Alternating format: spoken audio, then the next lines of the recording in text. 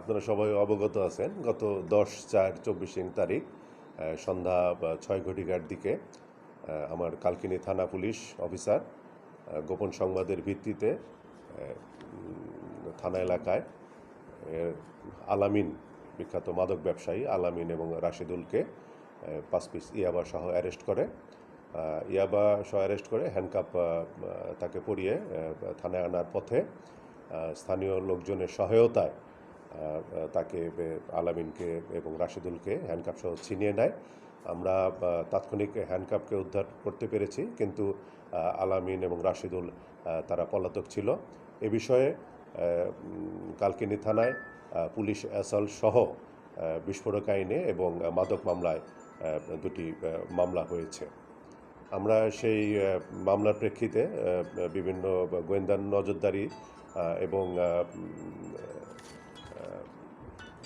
র্যাবের সহায়তায় আমরা গতকালকে নারায়ণগঞ্জ সিদ্ধিরগঞ্জ হতে আমরা সেই আলামিনকে অ্যারেস্ট করতে সক্ষম হয়েছি এবং আমরা বর্তমানে সে আমাদের হেফাজতে রয়েছে। আলামিনের বিরুদ্ধে ইতিপূর্বে আমাদের কালকিনি থানায় মাদক, অস্ত্র আইন, ধর্ষণ সহ মোট 10টি মামলা রয়েছে। হ্যান্ডকাপও ফেলে চলে গিয়েছিল জায়গায়, হয়তো হাত করাটা অত টাইট ছিল না, ওর হ্যান্ডকাপটা ফেলে ওই জায়গায় চলে গিয়েছিল। পরে স্থানীয় লোকজনের সহায়তায় আমরা হ্যান্ডকাপটা উদ্ধার করি।